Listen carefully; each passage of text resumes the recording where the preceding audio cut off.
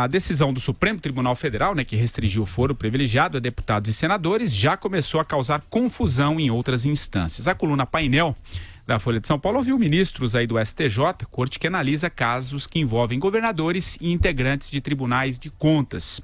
Os ministros divergem quanto à extensão do julgamento. Não sabem dizer se ele vale também para ocupantes de outros cargos. Ao menos 2 deles já entendem que haverá um efeito cascata e pregam a adoção do mesmo critério estabelecido pelo Supremo. Um terceiro discorda. Para ele, a Suprema Corte deixou claro que a decisão dizia respeito apenas a deputados e senadores, como de fato aconteceu, Diante desse impasse, os magistrados estudam aí apresentar uma questão de ordem para forçar uma definição.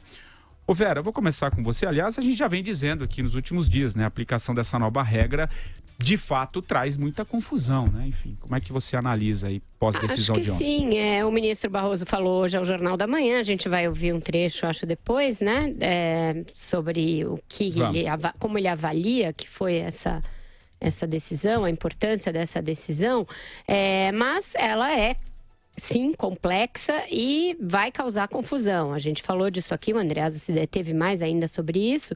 E uma das instâncias em que vai haver essa confusão é o STJ, porque julga os governadores, os secretários de Estado, os conselheiros de tribunais de contas e etc.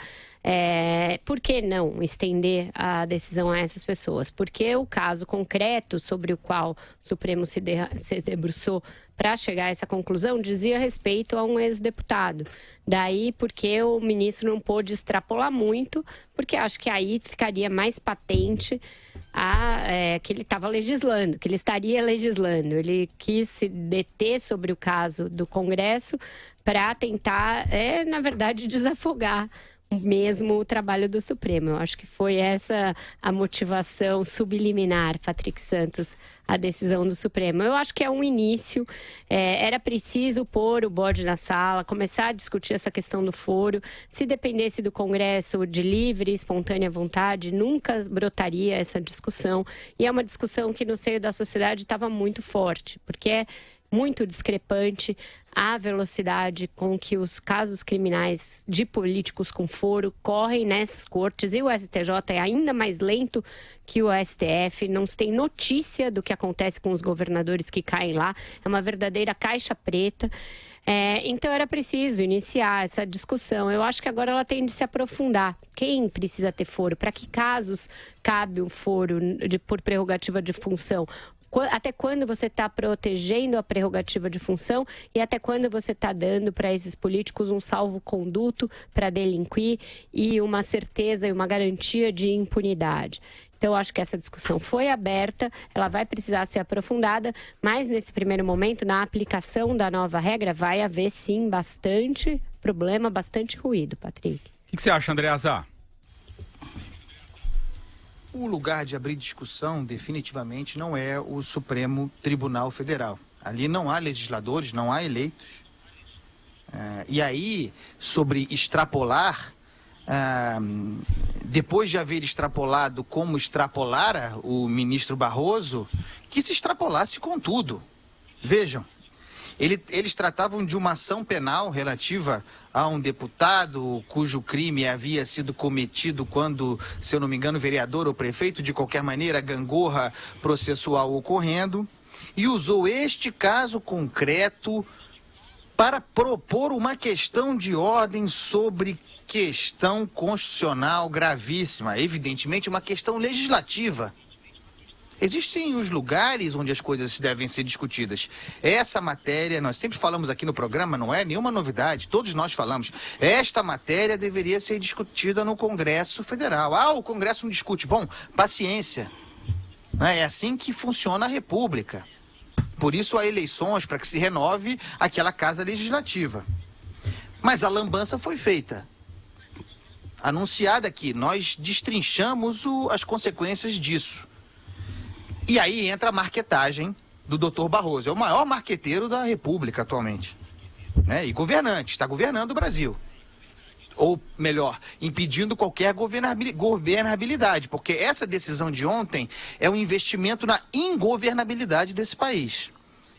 Vocês vejam o seguinte, a ideia o projeto dele, ele chegou a declarar isso, era desafogar o Supremo Tribunal Federal de processos de natureza criminal. Não sei se vai conseguir, porque feita a restrição ao foro, se manteve o disparate de que seria necessário que o crime fosse concernente ao cargo. E isso vai gerar uma série de dúvidas que este tribunal, de alguma maneira, terá que dirimir. Talvez trazendo mais problemas do que desejasse. Esse é um ponto. Mas qual é a mensagem passada para a sociedade brasileira, inclusive hoje repercutida nos jornais brasileiros como um momento histórico? Como se tivesse ontem havido uma decisão que resolvesse o problema da impunidade no Brasil. E nem sequer encaminha. Nós temos, vou repetir porque esse número é eloquente, nós temos quase 60 mil pessoas com algum tipo de prerrogativa de foro no Brasil. E o que se resolveu ontem? Que 594 terão essa prerrogativa de foro restrita.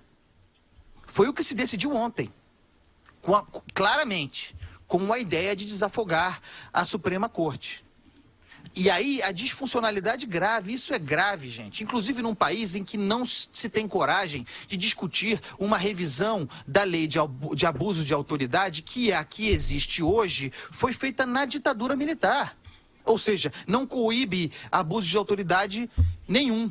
Mas não se pode falar em abuso de autoridade no Brasil porque o pessoal da Lava Jato diz que uma nova lei de abuso de autoridade impediria, como tudo nesse país, parece tudo impediria, eles que pautam o trabalho da Lava Jato. Então você tem parlamentares federais, porque no caso do Rio, por exemplo, vereadores têm de prerrogativa de foro. Em várias assembleias legislativas, deputados estaduais têm prerrogativa de foro. Então nós temos o seguinte, os parlamentares federais com a prerrogativa de foro restringida, e procuradores, juízes, tribunais de contas, mas eu quero me deter especificamente aqueles que acusam e condenam. Procuradores e juízes, e nem todos serão honestos, devemos concordar, ou são todos honestos, com um poder preservado e o Parlamento Federal exposto para abuso de autoridade. Isso é uma lambança cujas consequências nós veremos longamente expostas aqui. Como lambança foi celebrada aqui. Origem do mesmo Barroso, o fim do financiamento empresarial de campanha eleitoral, que foi celebrado como um grande acontecimento e nos legou financiamento público de campanha, uma zona obscura a vir por aí, o sonho do PT. Esse é o Barroso, o salvador da pátria. O André, já que você está falando do Barroso, e eu já passo para você, Madu, mas eu vou colocar um trechinho, então, do que disse, né, em entrevista aqui ao Jornal da Manhã da Jovem Pan, o ministro Luiz Roberto Barroso. Está no ponto aí, Reginaldo? Vai lá, coloca aí. Eu acho que esta decisão tem uma dimensão simbólica e uma dimensão real. Sabe que a primeira dimensão é uma dimensão simbólica, um país que está abolindo privilégios.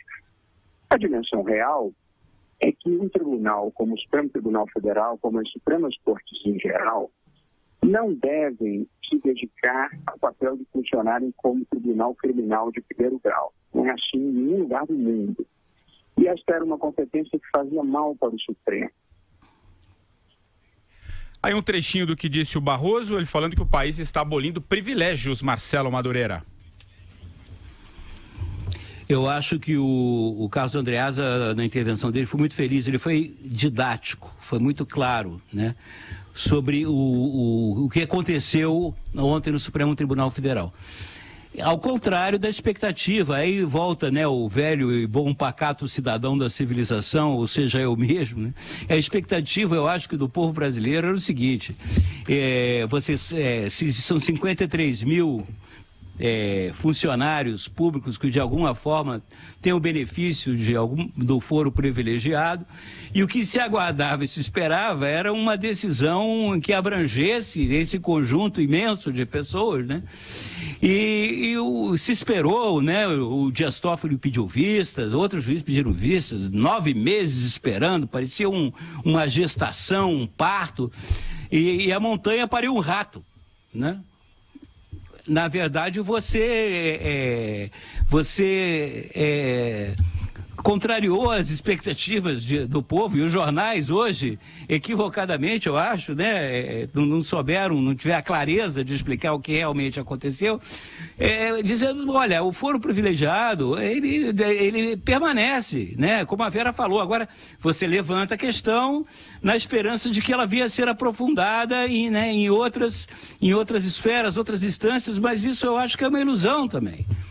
Porque isso deveria ser matéria legislativa, claro, mas nunca que os nossos legisladores, né, os reis dos direitos adquiridos, né, dessa história toda, do corporativismo, do patrimonialismo, jamais vão querer discutir aquilo que os beneficia diretamente, principalmente das suas, digamos, dos seus deslizes.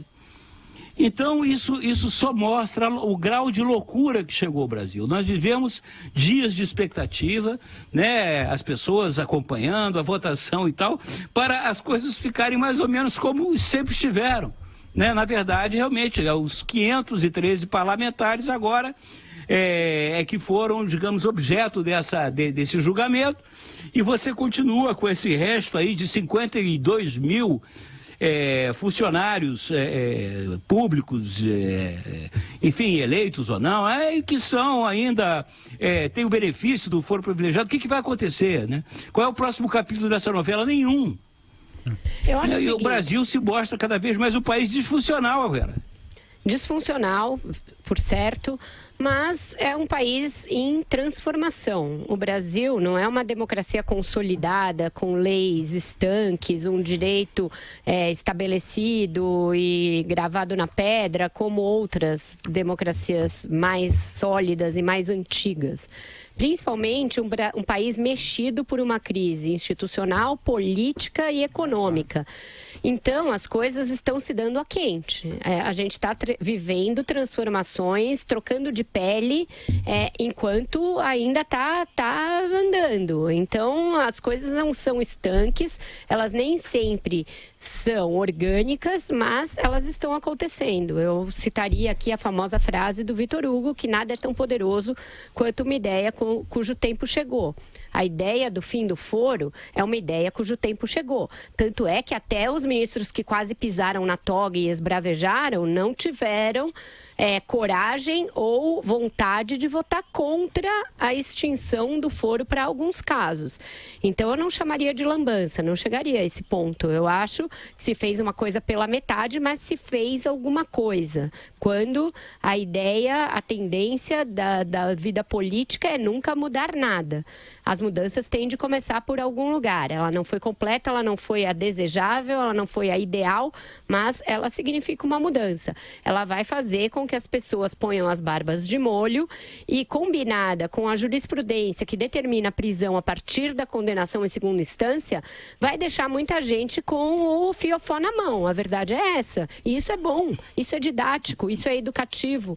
Isso faz com que o país avance. Isso faz com que os políticos não se sintam intocáveis, não se sintam protegidos pelo manto da impunidade. Então, eu acho que há um caráter didático e há um caráter histórico, sim, nessa decisão. Ela não é a ideal, ela poderia ter sido melhor? Certamente. Ela vai provocar outras mudanças? Claramente. Não vai ficar parado aqui. Agora, isso vai ser uma espécie de dominó. O foro vai começar a cair e vai haver uma sistematização de um novo foro. Este foi estabelecido pela Constituição de 88 com base num país que não existe mais. O Brasil é outro. O Brasil pós-Lava Jato, queiramos ou não, é outro. Ele vai surgir a partir de uma série de mudanças, dores do crescimento. Isso não é da noite para o dia e isso nem sempre vai se dar num movimento que a gente consiga entender como racional e lógico. Mas eu acho que é bom que ele comece. Vai, Andreasa. Como bom conservador, devo dizer que nem toda mudança é uma qualidade em si. Muitas mudanças, e nós temos visto isso, são para pior. Já defendi aqui, falei muito sobre isso, muito festejada, a mudança da lógica de financiamento de campanha. Da empresarial, que poderia ser aprimorada, para esse escárnio de financiamento público cujos desdobramentos nós veremos nessa campanha, favorecendo o crime organizado, o tráfico, as milícias, né? Todo mundo que já opera na ilegalidade. Uma mudança, foi muito celebrada na ocasião, foi ruim. Eu concordo com a Vera que a ideia do fim do foro chegou, mas o fim do foro objetivamente não chegou. E aí, eu gosto, com preocupação, de ver na boca de um ministro do Supremo Tribunal Federal, que é guardião da Constituição e guardião de matéria objetiva, falar em dimensão simbólica. É lindo, esses ministros poetas, dizendo, portanto, não é, Barroso, que está se abolindo privilégios, que ontem se aboliu privilégios. Aboliu-se privilégios de quem? Considerando esse universo de 60 mil, inclusive o senhor Barroso, que detém alguma prerrogativa de foro. Ele ontem, quando os outros ministros, inclusive o amaldiçoado Gilmar Mendes, inclusive o amaldiçoado Dias Toffoli, falavam sobre alargar isso, era uma possibilidade de estender o que se decidia ontem para os outros em todo o Estado brasileiro que tem esse benefício, ficou calado, porque a sua proposta era demagógica. Não teve a coragem de se colocar. Ou aconteceu ontem de juiz, desembargador, ministro, procurador, promotor ter algum limite para a sua prerrogativa de foro? Não, né? Só os parlamentares federais, exclusivamente os parlamentares federais tiveram ontem a prerrogativa de foro cortada em alguma parte. Isso é bom? Ou não é um desequilíbrio, não é uma disfuncionalidade, não é um atentado contra a atividade parlamentar? Que mensagem se passa com isso? Madu. O que o Andreasa falou, isso só mostra, evidencia o corporativismo que impera, né, no Brasil. Ou seja, as pessoas, de certa forma, sempre estão legislando em causa própria. Ou pelo menos, no caso do Supremo ontem, como o Andreasa mesmo mostrou, eles legislaram contra, né, o poder legislativo, deixando livre, né, fora da questão, o poder judiciário. Isso evidencia essa característica tão nefasta da nossa sociedade. Todos nós estamos incluídos nisso, jornalistas, no Brasil, na verdade, é um mosaico de corporações. Então, eu acho, Vera, eu gostei muito da sua intervenção, mas eu fico ainda muito em dúvida se realmente a gente está num movimento virtuoso, positivo, de mudanças estruturais, se a gente tem essa prova concreta aí, que para mim é corporativismo, né, de você, assim, eu modifico lá o jardim do vizinho, o meu continua, são os famosos direitos adquiridos, né? Não mexa na minha gaveta.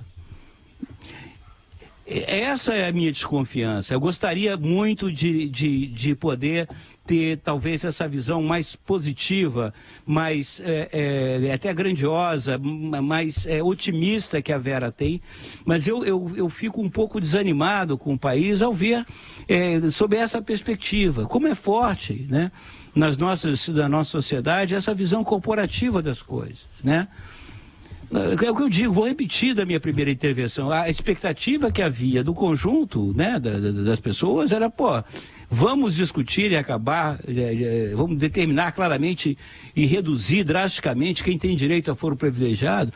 Não foi isso que aconteceu. Aconteceu, aí a Vera interpreta como uma mudança, uma tendência. Eu respeito muito isso. Mas eu não consigo, sinceramente, acreditar nisso. Gostaria muito de acreditar, mas infelizmente não consigo.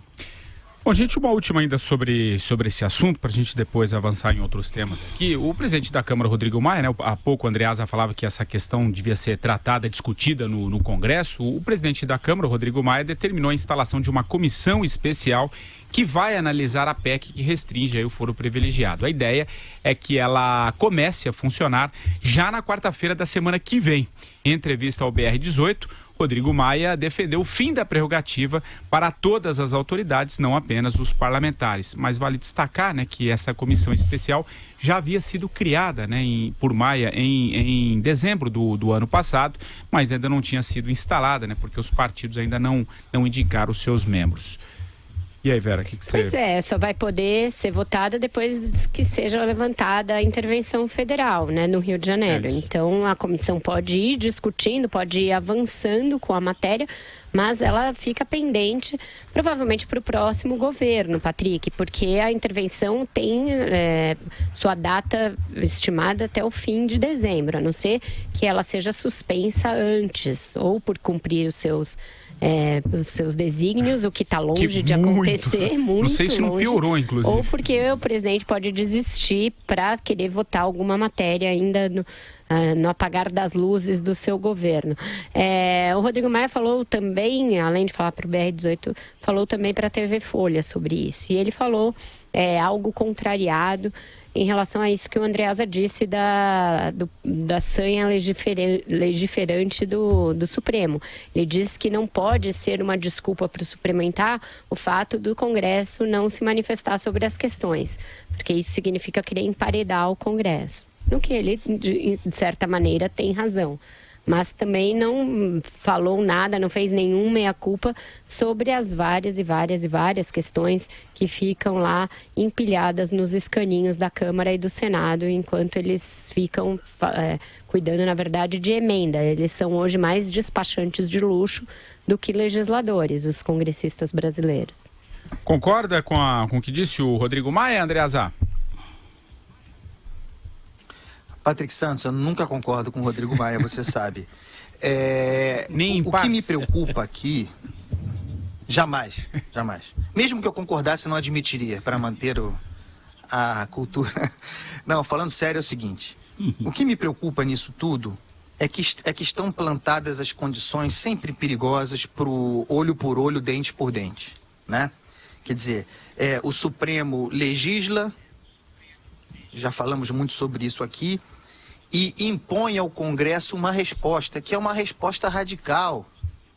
Nós já falamos sobre isso aqui. A proposta que tramita no Congresso, essa que o Rodrigo Maia faz referência, acaba com a prerrogativa de foro para todo mundo, completamente, com a exceção dos presidentes de poder e do Procurador-Geral da República. E aí a gente precisa estudar, voltar à história. O foro, a prerrogativa de foro, por função, ela tem uma origem. E tem uma origem virtuosa. E algo dessa origem, daquilo que o foro preserva, nós deveríamos querer preservar até hoje. Que, inclusive, é a própria atividade política.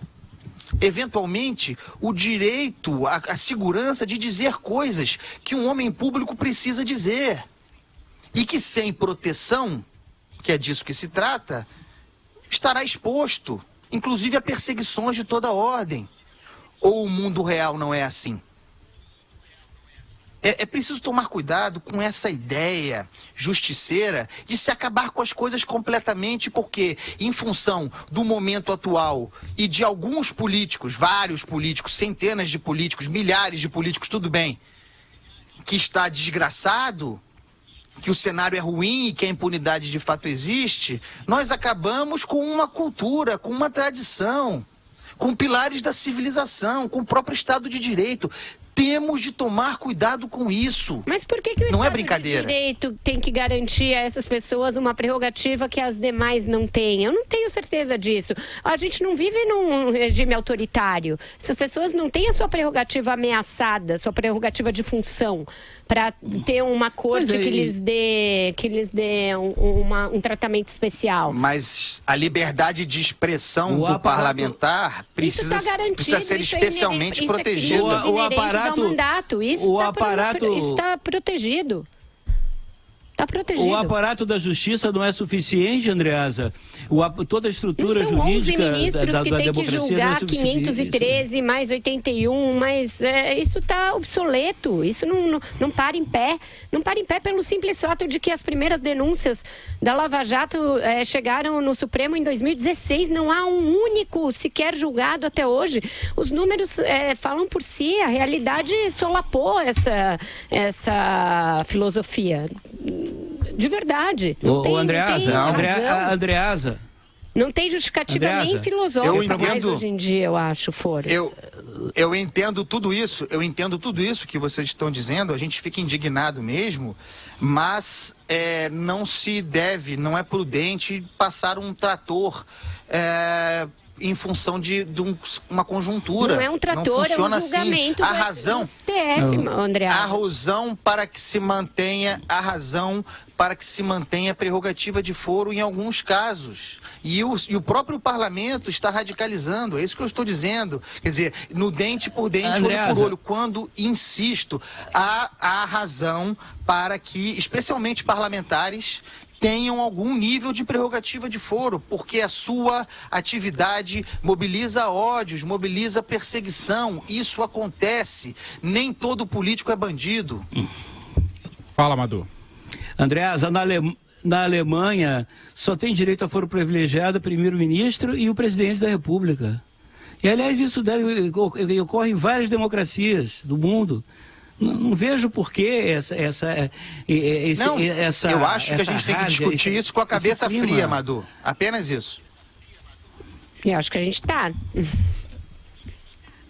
Não, acho que no Brasil agora tem poucas pessoas com a cabeça fria. Nós aqui nesse programa, com certeza. Mas o que aconteceu ontem no Supremo e as reações do Congresso e uma evidente disputa entre poderes, choque institucional, o equilíbrio entre os poderes posto em xeque. Ninguém está com a cabeça fria nisso aí. Quando o ministro Supremo fala em dimensão simbólica, ele não está com a cabeça fria. Ele está pensando na posteridade do seu nome, sei lá o que ele pensa.